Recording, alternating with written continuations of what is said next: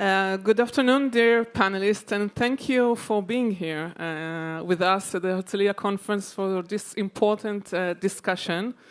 We have a great challenge to cover a broad and critical topic in a very short time, so let's try and meet our goal. I will ask you first, Eric. It is argued that the main reasons for the crisis in global democratic order is geopolitical competition, and more specifically the Russian war in Ukraine and the US-China rivalry. What do you think about this argument? Thank you, Donna. I want to start by thanking you and my good friend Amos Gilad for inviting me to speak here today at this conference, and it's an honor to speak with my distinguished colleagues on the panel. So the question we're talking about today is the New World Order, and I think it takes us back to thinking about what the world order was like. We all remember the end of the Cold War and post-Soviet world, where the United States was the superpower militarily, economically, and in perception. I want to make sure that I state here today as the American on the panel that, there are changes and that there are other poles to look at. You mentioned, obviously, China, and we'll discuss Russia as well. But I'm not sure that much has changed in the high level that we discussed about that same era. The United States still maintains the strongest and most effective military in the world. The United States economy is still the strongest in the world. And while there are challenges and competition between us and China, and clearly we've seen what's taken place with the Russian military and the inexplainable decisions made by Vladimir Putin, I don't think that the world order has changed as much as those that perceive or like to write about it. I'll give you just a couple examples. First, the question that goes around this entire conference and any conference that I go to around the world: what will happen in the Russia-Ukraine war? I heard Amos Gilad give an excellent brief earlier where he believes that the fight will continue on and it's going to get bloodier. Sadly, I agree with that assessment.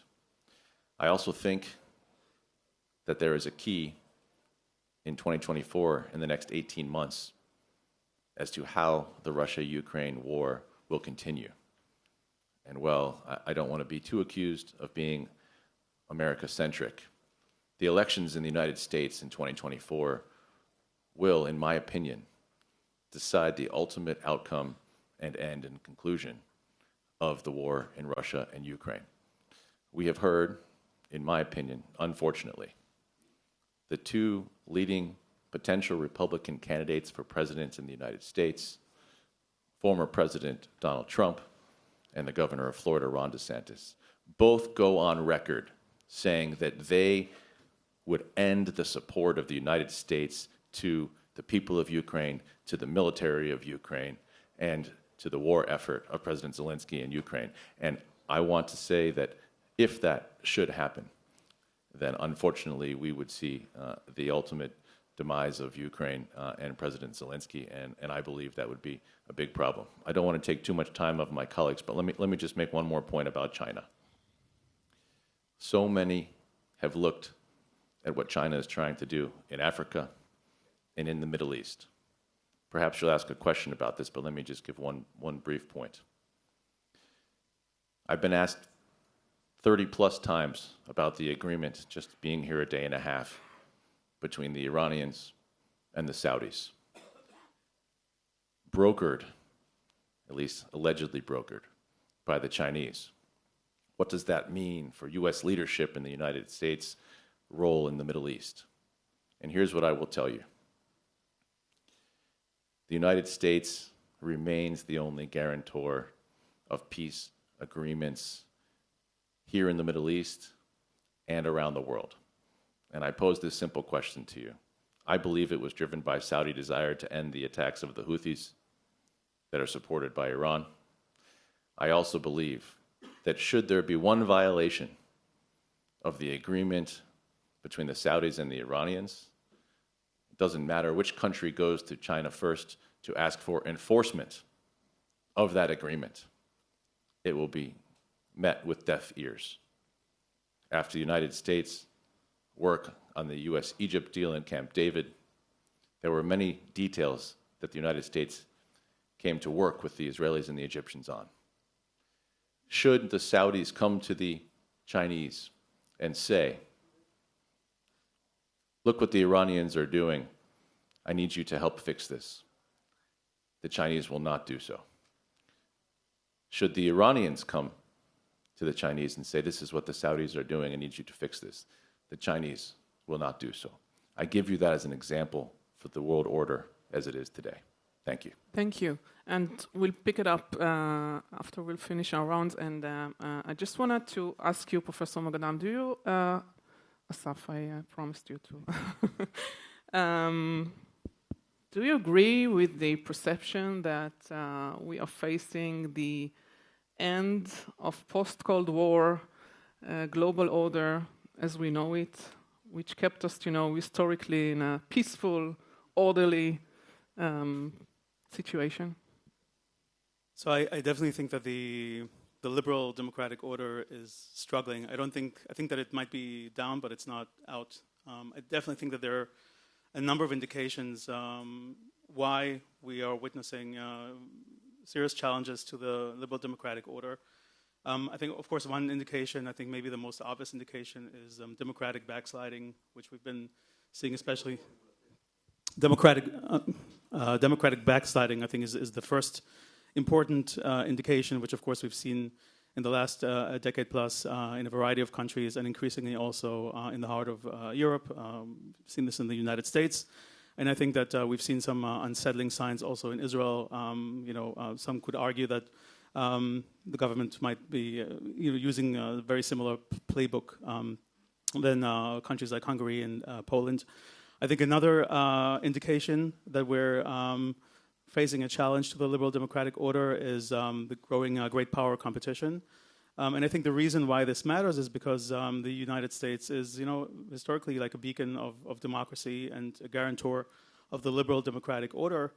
And so the rise of China and the rise of and Russia, the challenge posed by Russia, it's not just, I think, they're not just challenging the United States in terms of pure power politics, but they're also ideological challengers. And so I think that is an important issue. I think just one example, or one recent example that it gives us another indication of the challenge to the international order is if we look at the reaction by Western states to the Russia-Ukraine crisis. I think initially there was a lot of kind of lip service, siding with the West in condemning Russia. But if we look now, and I think the Economist Intelligence Unit has done a study, they found that just over 50 countries are siding with the West. 12 countries are openly supporting Russia, but about 120 or so cannot really be placed clearly in one side or the other. And so I think that is an indication. I think thinking about the reasons. So I think the reasons for why we're seeing these challenges to the liberal democratic order. I think there are obviously many reasons, but maybe four that I would point out. The first is, I think, really the weakening of the United States, and I absolutely agree that the United States remains, and hopefully it will remain for a long time, a dominant military and economic power. But still, we've seen growing challenges, and I think we're certainly seeing the end of the unipolar moment of the 1990s. And I think the reasons for the decline of the United States can be found also in a variety of events, 9/11, the post-9/11 wars in Iraq and Afghanistan, the financial crisis of 2008, and so forth. So weakening of the United States, I think, is the first factor that has contributed to the decline of the liberal democratic order. A second one, I think, is the growing importance of the global South, which I think is not necessarily bad news. I think the South has accumulated in recent years, the global South what we used to maybe call before the non-aligned movement, or way back, the third world. But the global south, I think, is definitely increasing its stature in the world. It has important raw materials like copper and lithium, which are very important for the technology. It has a lot of political power, and it has a lot of infrastructure needs. So I think that the rise of the South is another important. The rise of China, I think, is a third main cause for the weakening of the liberal international order. And I think China is important because, in some ways, it serves as a model of sorts to non-democratic countries of how a country can very quickly, literally maybe within a generation, become a leading economic power. And so it doesn't have to go through the democracy, through the democratic path, right? And so I think that can serve as a model to some other countries. And also I think China is important because it just offers another option to the global South in terms of building up their infrastructure. They don't have to go through Europe anymore. They can do it through China. And then finally, I would say that I think there's been a failure. Not a failure, but a backlash to globalization, right? Globalization, I think, was mainly an economic issue. But I think that, again, a variety of events have contributed to the backlash on globalization, the financial crisis of 2008, which weakened the deregulated capital markets. And then I think the COVID pandemic, and also I think the Russia-Ukraine crisis, have kind of sent a signal that the global interconnectedness is really problematic, right? Because a problem that affects one country will immediately affect other countries as well. So just as a final point, I think that if we look at the kind of narratives right now, I think free trade. I think we've also seen a weakening, for example, of the IMF and the World Bank.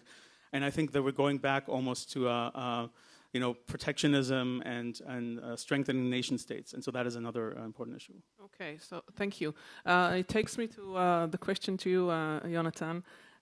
So the mantra of the Western discourse on international politics was a liberal and rule-based world order, grounded in market economics and democracy and multilateral diplomacy. Do you think faith in this vision is just diminished based on what Asaf just said? Well, first of all, thank you for having me, and I will address the question, but I'll say a few things before coming to the question. Now, had you invited me 2 years ago to this panel, I would have talked about the liberal world order, democracy itself, being challenged by geopolitical trends, but also internal developments. The way we work is changing, the way we get our information as individuals is changing. This is undermining every institution in our societies that matter, the free press, religion, leading obviously to major challenges, not only for the international system, but also for democracy itself. You didn't invite me 2 years ago. You invited me now. That's too bad. And the situation has gotten worse.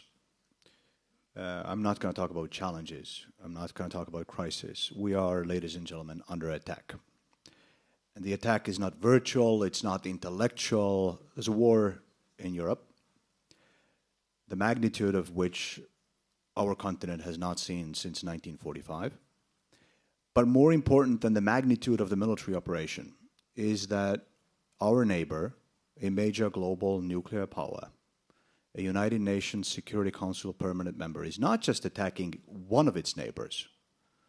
It's attacking every core principle upon which we've built international order, every core principle of international relations, every core principle of European security. So whether we want it or not, and by the way, they do it without shame, without hiding the fact. The masks fell. There was war in Ukraine before February 24th of last year. It was a low-level, simmering conflict, unless you were the one that was getting killed at the moment, in which case it was a pretty big deal. But the masks were still on. You could still pretend at events like this or on TV in governments that this is a regional matter, maybe even a local matter. Maybe it's an isolated problem. Well, then the masks fell. The Russians have made it perfectly clear that what they want is all of Ukraine. What they want is a fundamental altering of European security architecture. And they've unleashed a conflict with a magnitude that we have not seen since 1945. So whether we want it or not, at the end of this, the way this war ends, and all wars end, this too shall end, the way this war will end will establish new de facto norms of international behavior. It will either become the norm that aggression as a tool of statecraft again is usable, it pays off, or not. It will either become the norm that a larger state can, under certain circumstances, change its smaller neighbors' core foreign and security policy choices with the use of weapons, or not. It will either become the norm that a larger state can change its smaller neighbors' borders with force, or not. I can continue with this list. I printed out a few weeks ago, again, the Helsinki Final Act of 1975, the most basic of documents that governed European security, signed by the Soviets. The Russians are in violation of not some but all of the commitments made, and not in peripheral ways, but in a very basic core ways. So this war will change everything, making the outcome for us existential. We cannot allow it to become the norm that a larger nation can do what Russia is doing right now. We can't allow it to become the norm. As Estonia, as a small state that lives on the periphery of Europe, or as an international community.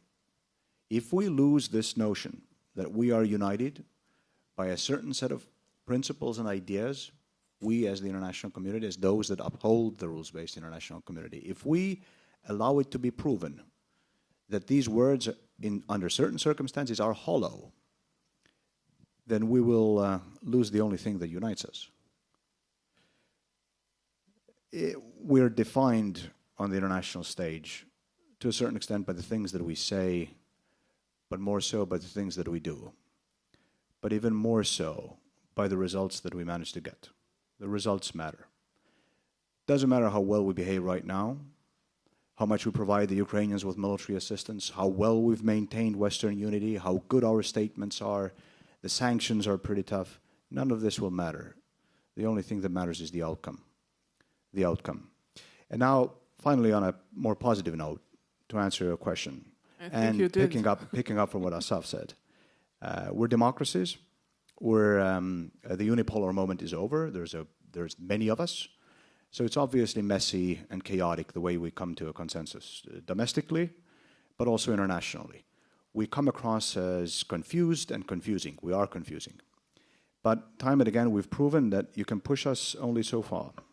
So, ladies and gentlemen, let me assure you, we are neither down and certainly not out. You think the sanctions are bad? You think our military support for Ukraine is significant? You haven't seen anything yet. You haven't seen anything yet. We're pushing back, and we shall prevail. Thank you. We'll pick it up. Antonia, just connecting to everything that has been said so far, the geopolitical increasing competition actually open maneuvering space for, as you just said, the global South actors, for stronger states to be involved in the game, as Turkey and Iran and Pakistan and Saudi Arabia and maybe Egypt. How did that influence the crisis of the democratic world order? Well, first, I would like to thank you for coordinating this panel and for Amos Gilad for inviting me in this very interesting conference. I haven't been here since the pandemic, so it's my third time I'm participating, and I'm so honored and thankful. Well, what I would like to say before answering to the core part of your question is that democracy is an evolutionary process. So democracy is not in crisis in terms of democratic principles. For example, the rule of law, freedom of election or being elected, freedom of religion, and other human rights. What is in crisis, and I come to that part of your question, is the democratic institutions and the leadership teams in certain countries that are supposed to express these democratic principles. Well, according to Freedom House, democracy has been under attack, has faced its most serious crisis for decades, back in 2017, when these democratic principles have been under attack by certain leaders throughout the world. And I would say that a renewed attack on democracy has been fueled by the pandemic since 2020, because autocracies responded to the pandemic in ways that served their narrow political interests, by silencing critics at the expense of the protection of public health and fundamental freedoms. And this practice has led to a diminish of the freedom of expression, which is a major pillar of accountability for the protection of fundamental freedoms and, of course, public health. Well, I tend to agree with whatever has been mentioned by my co-panelists.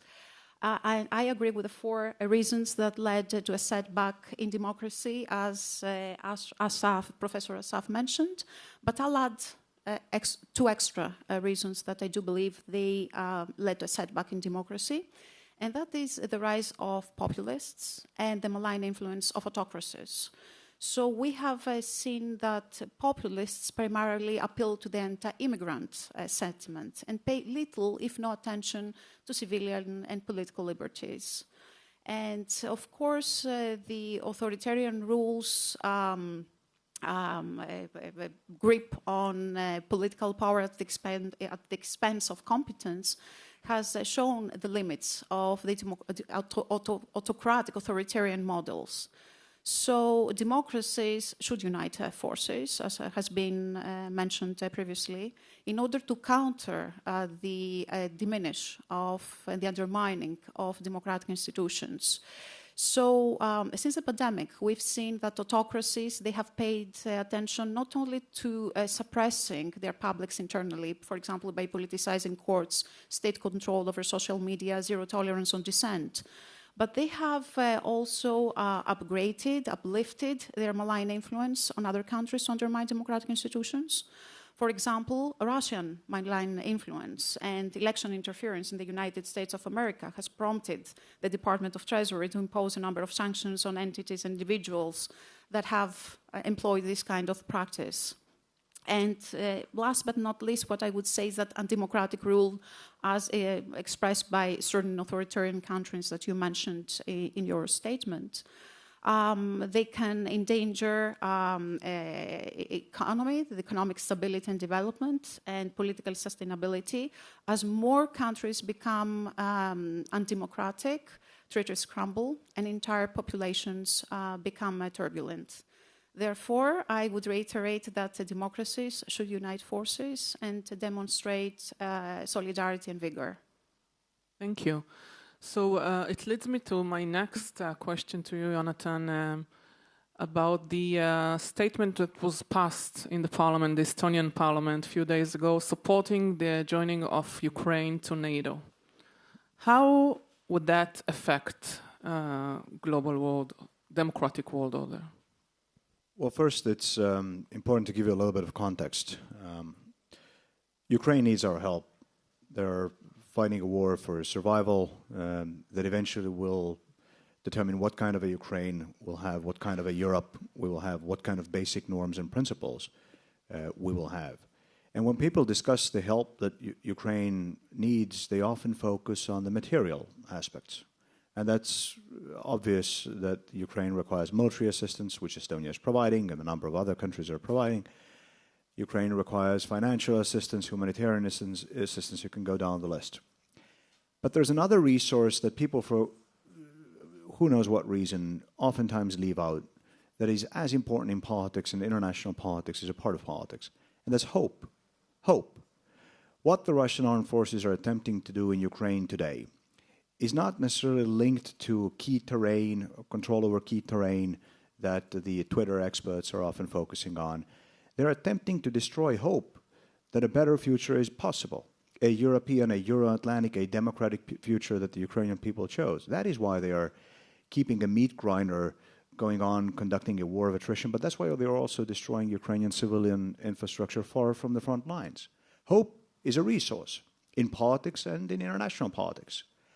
We are, as the European Union, as NATO, we are a strategic player. We want to be a strategic player. So in that strategic game, we need to focus on providing hope. No one is naive. Nobody believes that Ukraine is able to join the European Union and NATO tomorrow or by next week. We get it. We've also articulated clearly, both as NATO and as the European Union, that we see Ukraine's future, for as long as Ukraine so desires, and the Ukrainians do desire, we see Ukraine's future in those institutions. Okay, that's been established. The door is open, is what we've been telling the world for decades now. Good.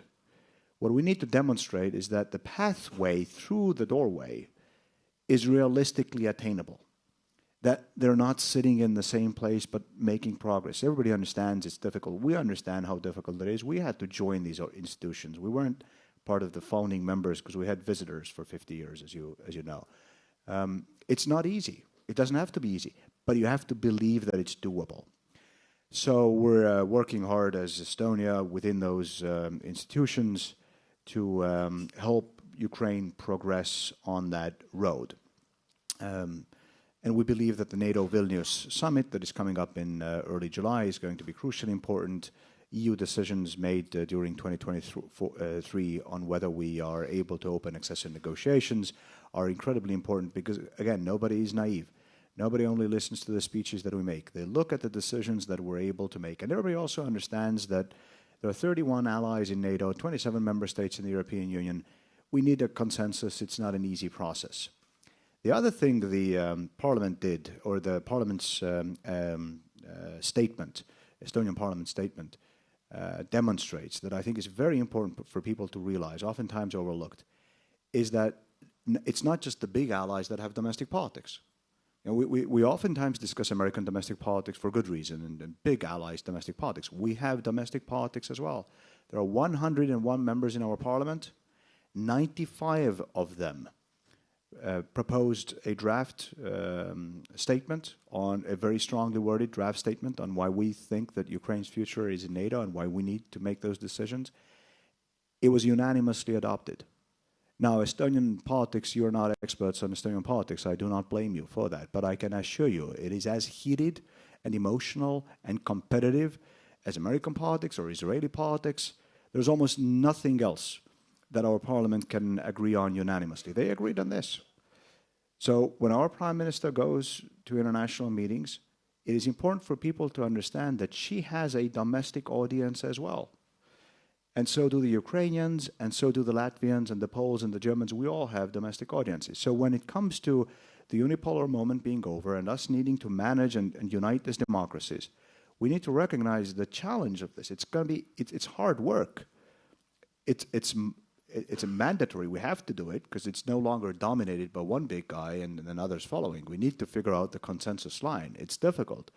But I think we as the European Union, with now 10 rounds of sanctions adopted and 11th soon to be adopted, we've proven that it can be done. It can be done because at the end of the day, there are more things that unite us than things that separate us. So eventually it's a matter of smart diplomacy that needs to bring us together. Thank you. So it leads me to the next question and connects to your opening remarks. How would you relate to the argument that the U.S. appetite for global leadership waned partly because of domestic politics? I mean, there is such an argument, and based on your comment, about the next administration and the war. No, it's a good question, and obviously it's one that's being asked, and it's why I opened my remarks the way that I did, because while it's worthwhile to have a question, and while it's important to discuss it academically, and I think we can acknowledge that at least on the economic front, that there are some levels of degradation of the ultimate dominance and unipolar, where there is nobody else to go to. But I want to reiterate my point. The U.S. economy still is the strongest in the world. Obviously, domestic politics are affecting it. Right now, I do believe there'll be a compromise reached between the president and the Speaker of the House to avoid the catastrophic failure on the debt ceiling. But the economic desires to be supported by the rest of the world still remain, and people still come to Washington. The IMF is still based in Washington. The World Bank is still based in the United States. So I want to just make sure that the people listening today, whether here presently or online, understand that, well, there may be some level of degradation. It is minor, and the leadership of the United States is still there. Now, to your question, people ask often here in the Middle East, every time I come to Israel or Amman or other parts of the Middle East, why does the United States continue to talk about a pivot to Asia? The answer is precisely because of the conversation that we're having here today. Because the economy of China is growing. And while I personally feel that their steps towards military increase and military dominance, if you want to keep using that word, is much slower than anyone in China would want and that others perceive around the world. But economically, the Chinese continue to advance. We acknowledge that, and that is why we will continue, as the United States of America, to push our strength economically, as well as helping our friends and allies and working together with our friends and allies around the world. I just want to address, if I may, for a moment, a phrase that Asaf used earlier. He mentioned the non-aligned nations. And of course, those of us that are students of history, everyone here in the room remembers the non-aligned nations during the Cold War between the United States and the Soviet Union-supported nations and those that wanted to stay in the middle. And respectfully, I would say that as we look at the history, the leaders today that want to remain non-aligned don't have either the domestic political support nor the charisma of a Nehru, of a Tito, or of a Gamal Abdel Nasser. And so what we see now are people trying to play a game where they, one week, go speak with President Xi, and the next week they want to speak with President Biden. But if we're going to talk here in Israel, we'll use your phrase, if we're going to talk tachlis, at the end of the day, those countries want to be aligned with the United States. They want to receive the economic support from the United States. And it's only, in my personal opinion, not that of the United States government, in some ways an attempt to create jealousy or a way that they will pull the United States back in to support them by going to speak with the Chinese, not because their ultimate goal is to align themselves fully with the Chinese. Thank you. We have short time left, and I want to make sure that we cover most of my questions. So it's not a secret, Tachles, that Israel is going through a major constitutional crisis, and I want to ask you, Asaf, how important it is for Israel to remain democracy for the stability of the Middle East as part of democratic world order. So let me maybe start by just giving a shout out to Israeli democracy, because we've been here 75 years, very strong and vibrant democracy without any really major hiccups. I think that a lot of democracies that we do know have had at some point in their lifetimes some breakdowns, but here we've had 75 years of continuous democracy. While being in a pretty challenging neighborhood, and that I think is great. And I think that everybody who's been watching, the last few months has been very encouraged by we've had 20 weeks of protests, with massive numbers of people in the street, and so that I think is something that is very important. Now, I think that. There are some, even here in Israel, who might see some kind of a dichotomy between democracy and security. And I think we've all have heard the argument that too much democracy might harm security. I really don't subscribe to this. I think that I think that there's been a lot also of academic research and policy research that has shown evidence to the contrary, that actually democracies make countries safer, stronger, and more secure. And on the other hand, autocracies, they are more engaged in conflicts, both external conflict, internal conflict. They have greater they have crime rates, violence against women, and so forth. So I think that I see democracies absolutely as strengthening security, and we should all strive towards strengthening democracies for that reason, among others. With regard to Israel specifically and its role in the Middle East, I think that democracy is extremely important in securing Israel, also vis-a-vis other countries in the Middle East, most of whom, of course, happen not to be democratic. One is, I think that Israel is of course, a very, very heterogeneous society, right? We have secular Jews, we have Arabs, we have Orthodox, we have religious Zionists, and I think that democracy, I think that the only way in which this community, this very diverse community here in Israel can work is really under liberal and democratic values, and people can actually respect each other. So I think that it strengthens national cohesion, and I think that the stronger a national cohesion is, the stronger a country is also towards the its external relations. Secondly, I think, and I think that I won't even try to say it better than Amos Gilad said it in his opening speech, but I think the most important alliance that Israel has, the most important element of its security is its alliance with the United States, and this alliance, as Amos Gilad has said, is based not only on shared interests, but more importantly, I think, even on shared values. And it is a code word. I think shared values is a code word for democracy, and so I think that by any kind of weakening of Israel democracies will undermine also the U.S.-Israel alliance, and so that is an important enough reason to strive towards democracy. And third, also I think, and this was also mentioned by Amos Gilad, is that we see already some of the effects. The so-called judicial reforms, even just the discussion of the judicial reforms has already led to a lot of brain drain and exit financial movement out of the country, and so this is of course something that will also harm Israel's security in the long term. Thank you. Last question, unfortunately, because I have many left. Only last one. What can be done to keep the democratic world order, to ensure it, based on your successful country as Greece, that is ranking very high in Freedom House index, as I just saw? Yes, that's true. Greece ranks very high in the democracy index.